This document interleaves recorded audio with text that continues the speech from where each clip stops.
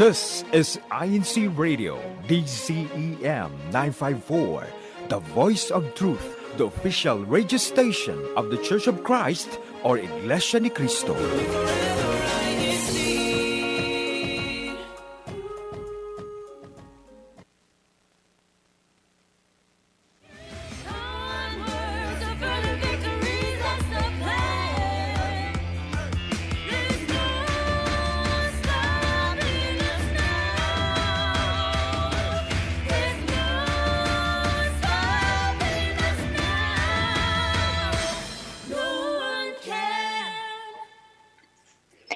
Good morning and welcome to INCRadio, Washington, D.C. satellite studio. I am Elisa Mojica, and today we have a guest with us here, May 31st, and we all know May is graduation season, so that is what we will be talking about. If we can have our guests introduce themselves, let's start with our sister.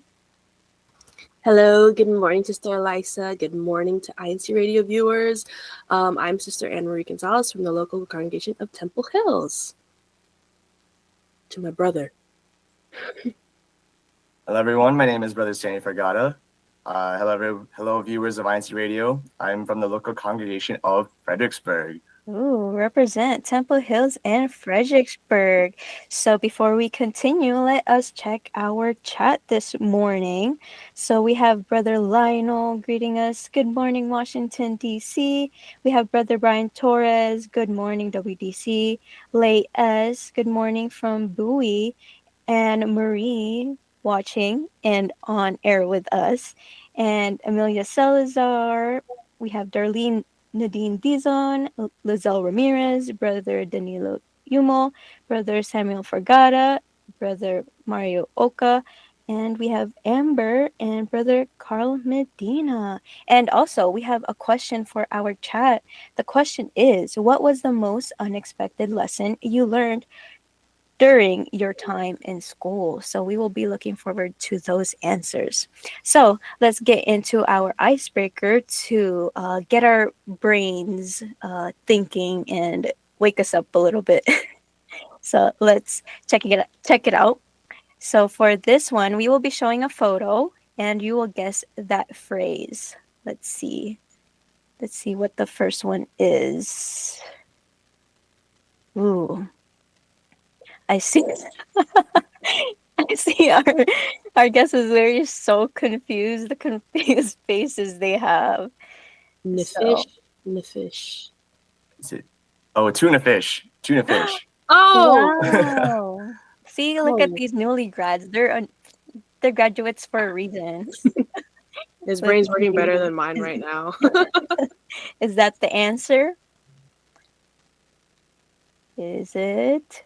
Wow. Tuna fish. There we go.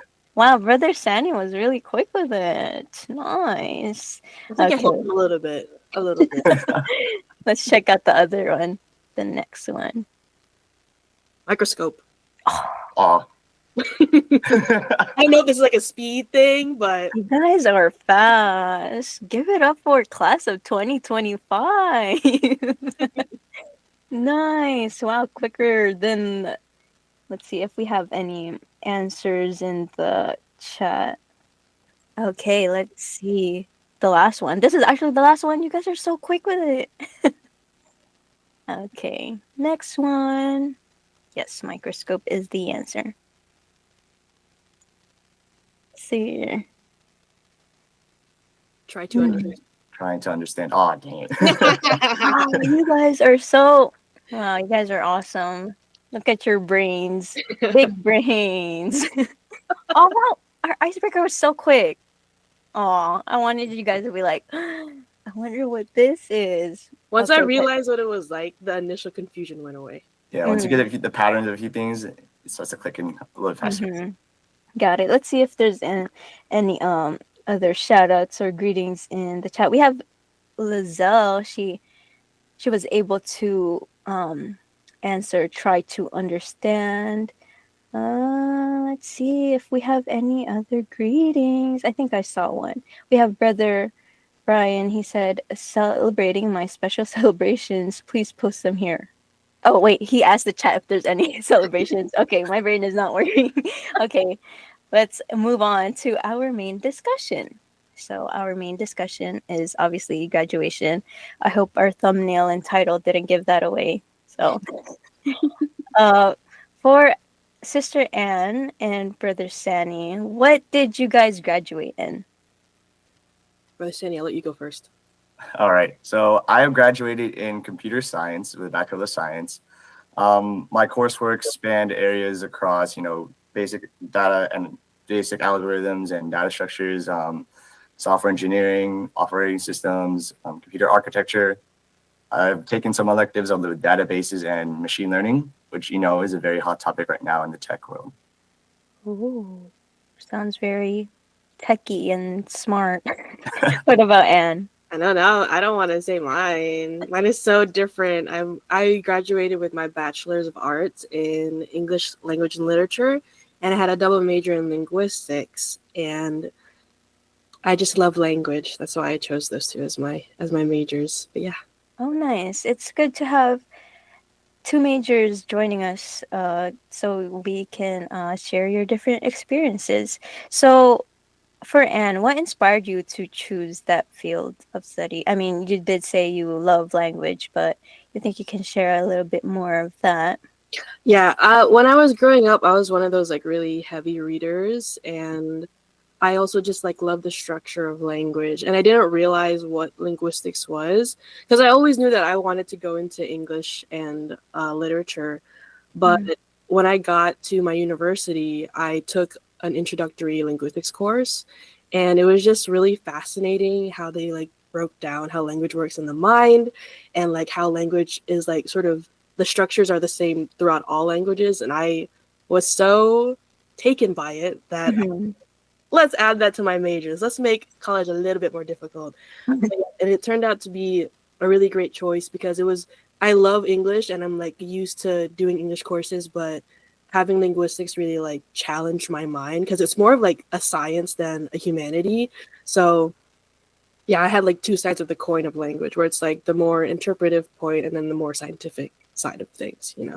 Mhm. And for Sani, what made you get into that kind of field of study? Yeah, so when I was young, a lot of times I've been told, solve this problem or solve that problem. So I just turned it into, all right, so what's the most, generative way if I can solve problems, not just, learning growing up, but, problems in the world. So that's where software really came in, whether it's automating repetitive tasks that people like to do, or, global communication as, we all use today, or now today focusing towards data-driven insights, finding patterns within data that can be useful to solve more problems in different, fields, whether it be medical or Mhm. English even. Sister Wow. Marie mentioned that kind of problem solving is kind of what interested me to take computer science. Yeah, I love how what you grew up in, well, not in what, no, it's not what you grew up in, but basically what something you were interested in when you were younger, you kind of implemented that in your major, which is very good because you can use it in the future as well. But it gets tough sometimes in the middle of studying. I feel like there are times you're like, am I really good at this? Is this really for me? So, did you ever have this idea to switch majors along the way, or had the idea to, but ended up not doing so? Any of you guys? I'll go first. I actually started when I transferred from community college to the university. I started as a secondary education major, so I had like a focus in teaching English, but it was like more on the education side. And my first semester, I was sitting there taking my classes, and I was like, I don't like this at all. Oh. So after that first semester, that's when I decided to actually commit to doing English because I was sort of hesitant since I know sometimes people say that English is sort of like what would you do with an English degree?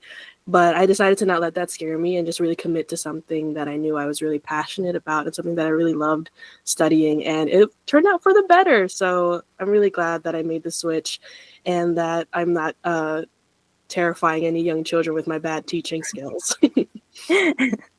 What about Sandy? Yeah, so during my junior year in college, I was having a rough time with some of the classes I had, and I was thinking, what if I did a complete 180? You know, what if I switched from something from tech to, something more standard like medical, not nursing necessarily, but maybe more uh, physical therapy heavy, because I'm also really into sports and weightlifting and all that. So I was trying to find a way if I can maybe perhaps balance my life or balance my majors between the two. But then I realized, I'm already so in far deep. It was already my junior year. I was already kind of so deep in one, and I had to finish it. I had to, kind of power through. If I'm still really interested in doing something in in the medical field, I think I can always be able to transition my degree into something related to the medical field as well. Oh, yeah, interesting stories. So let's talk about your moments in school as a student. What was the most unexpected lesson you learned during your time in school? Brother Sini. Oh yeah, I think because I had a really, really, really prominent. That's the way I remember already. I was sitting in my data structures class, and I was taking a quiz, and I realized I wasn't perhaps doing so well, and I realized I had to do more. It's not just being able to follow the curriculum or whatever the worksheets the professors give you. You have to find time outside of school to be able to study more Mm-hmm. topics, not just in your worksheets or your lessons, but things that interested you in your field. So that way, when you graduate, you have already an idea of what you kind of want to do, because the degree that you get is not necessarily a guarantee to get a job nowadays, Mm-hmm. especially nowadays. But having something specific, a goal in mind, something that interests you in your field helps a lot. That's my moment in school. Mm-hmm. That was my lesson. What about Anne? An unexpected lesson, I guess it sort of follows what Saini was talking about, where it's just like you realize you have to do more. Because when I transferred from community college, I had done community college like during COVID. So like I was doing online, and I didn't really do in-person learning until I got to my university. And it was a totally different like playing field, excuse me. And it was just like realizing that the workload and the demand of the university curriculum is really like rigorous. And I wasn't like the best student when I was in high school either. So I had to basically relearn teaching myself and really putting in the work outside of like class time and really setting aside time to learn the concepts, because I realized that, I mean, with us, like in the church, we have like our duties as well. So we have to balance that. And I had to find that space to make sure that I was giving enough time to both my studies and for my duties at the same time. And like doing more, like working hard. I know that's like a really like cliche thing. It's like you should work hard. Hard work is important. But you don't realize it until you're in the thick of it. And you're like, wow, I'm responsible for all of this. Yeah, for sure. There are moments where situation can push you to work harder, and it can make you realize that you do need to try more harder than just like winging it in your studies. Yeah, I totally agree with that. And we also asked the same question to our chat.